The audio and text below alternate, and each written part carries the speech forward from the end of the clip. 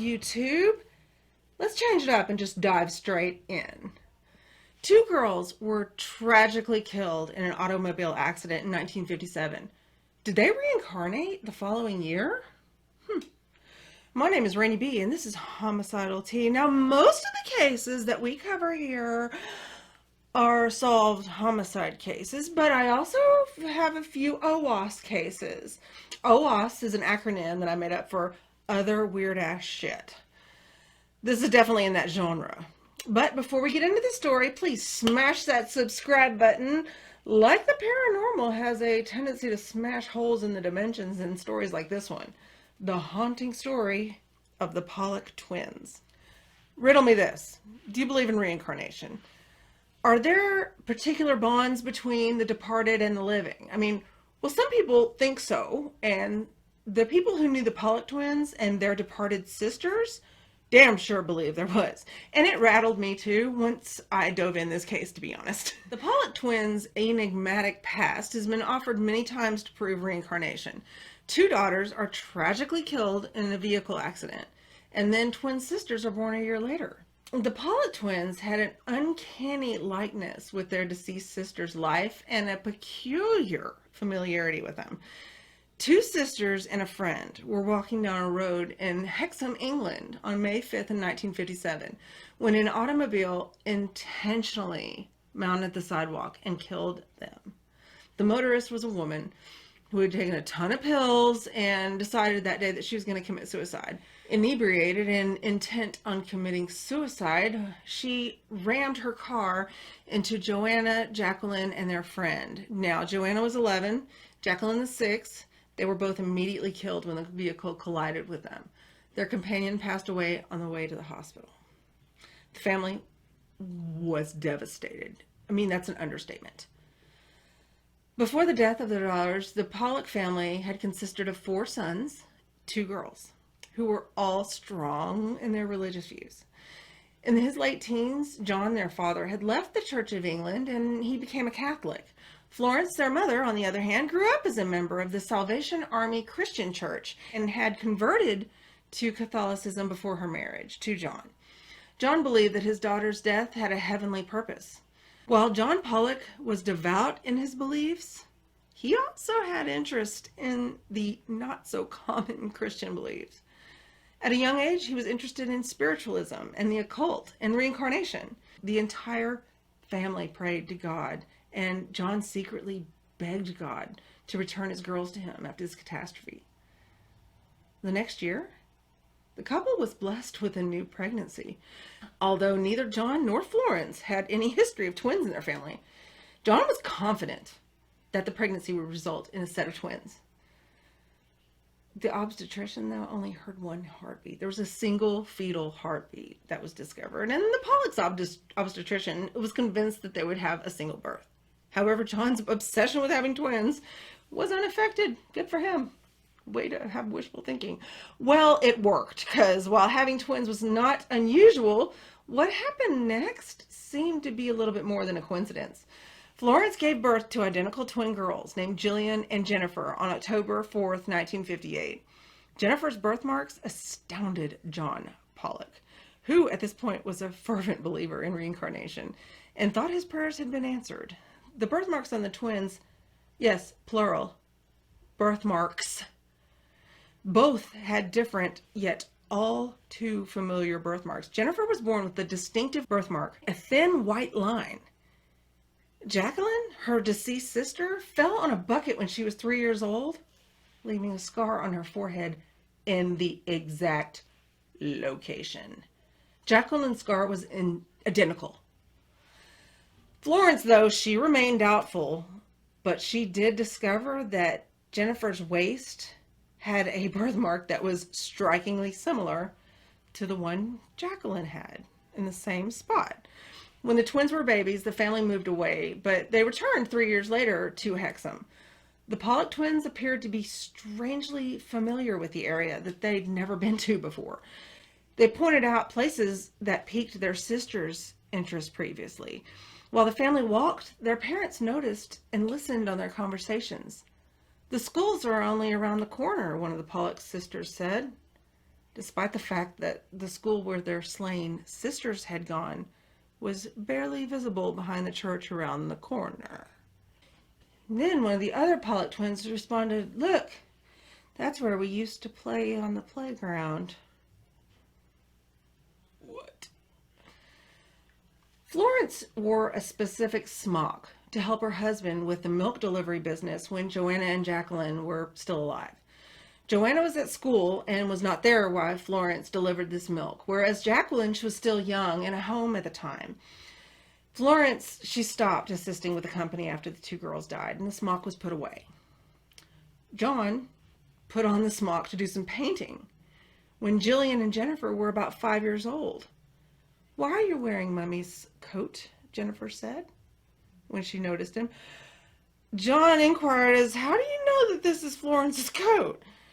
Jennifer explained that it had been worn by her mother when delivering milk. What? Jennifer was also irritated at the fact that Jillian didn't recognize the smock. Maybe because Jillian, back then Joanne was at school and never saw it. See where I'm going? Another time, it was overheard when the twins were playing that Jillian had said, "There's the mark which Jennifer got on her head when she fell in the bucket."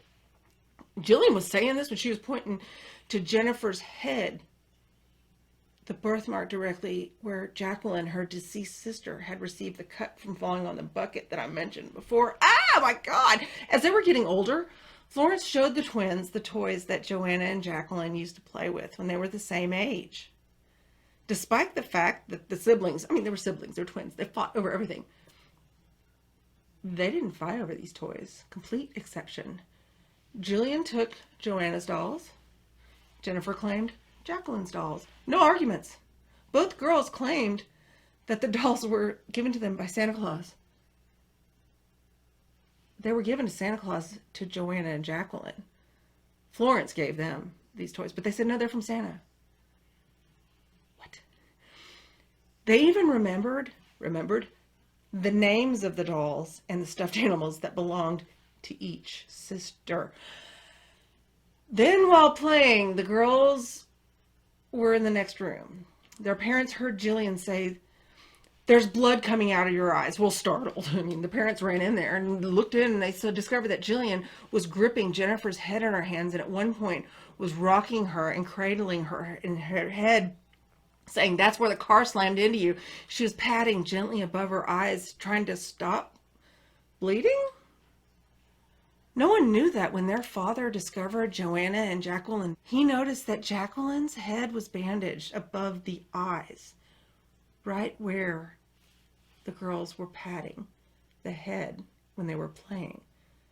The girls were terrified of automobiles.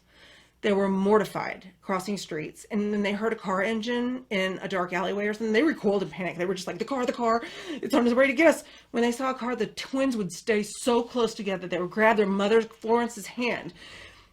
She just assumed it was probably observed caution from them because, of course they were nervous around cars because of everything that had happened. But John Pollock recalled running in to find the twins screaming, and apparently they were in the midst of another flashback. After being startled by the sound of an automobile's tires squealing outside, he discovered the scared twins cuddling in the corner of their room together. And yet another weird coincidence. Jacqueline was still learning to write at the time of her death, and her teacher had advised her parents that something had to be done about the way the girl was holding her pencil. She was holding it straight up and down with her fist. Strong-willed little thing that she was. Joanna, the older of the deceased little girls, was already writing for a while. She was 11, so she had it down pretty good. She knew how to hold a pencil. But what's weird about it is that Jillian held her pencil correctly straight away, and Jennifer began learning to write. She battled it until she was 7 years old, and even as an adult, still reverts to holding her pen with a fist every so often because it's just more comfortable that way, she said. What? Furthermore, something people noticed that was Joanna had a slim frame while Jacqueline was a little stockier. Now, even though they were identical twins, Jillian's slim build contrasted with Jennifer's the same exact way. By the time the twins got older, though, the remarkable coincidences had started to fade, and their story caught the attention of Dr. Ian Stevenson, a child psychologist.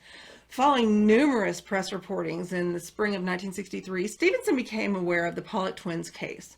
He interviewed the family several times throughout the years, and after Florence John died even, he still continued to interview Jennifer and Julian. After the age of 7, Jillian and Jennifer's past life recollections ceased. They seemed to accept that they were Joanna and Jacqueline reincarnated as adults, despite the fact that they could not really recall any of the stories or coincidences from their childhood. They expressed moderate skepticism about the concept of reincarnation. But then in 1981, something happened, and Jillian, she saw memories of herself playing in a sand pit in Wickham, the town where Joanna and her family resided when she was about 3 years old. The lawn, the mansion, the gardens, they were all well described by Jillian. She'd never been there before. The man that had studied them as children went on to found the University of Virginia's Division of Perceptual Studies. The department's mission was to explore and research phenomena that couldn't be explained by current scientific theories. Extrasensory perceptions, such as telepathy, ghostly visions, after-death communications, near-death experiences, out-of-body experiences, children's lifetimes, all that paranormal phenomena stuff. If you can remember Ghostbusters and like that, when they worked in that university, that kind of place, pretty cool. But I wonder if he still talks to them at all. I wonder if he's even still alive. Hell, I mean, if he's not, he could probably still talk to them because of the way that he believed and everything. Oh. Now, I don't know what I think about this. I'm a firm believer in a lot of non-traditional things like life after death and clairvoyance and all things metaphysical. But who's not to say that this isn't true? Why not? Doesn't hurt anyone to think this family believed this. And it seemed to be a great relief to them that their father took their death seemingly harder than the rest of the family. But I mean, could confirmation bias, which is, I talk a lot about on this channel, could that have impacted this? Absolutely. My education is science-based. As having received a bachelor's in science, I have an affinity for things that are proven, things that you can grasp, things that have die-hard theories that can back them with laws of physics that can prove without a doubt they're just studies and everything. But then there's this stuff that makes you pause and think, haven't I not been opening my mind's eye enough to see more? It's weird. So yeah, for sure. I mean, like things like this, I think definitely happen. I'm a believer. I just don't think it's very often. But I've been taught not to be a believer, but screw it. I like to rebel, like I said earlier. Why not? So until next time, try not to kill anyone. And if you feel like talking to someone from the next dimension, you go right ahead and you tell me all about it. I'll see y'all later.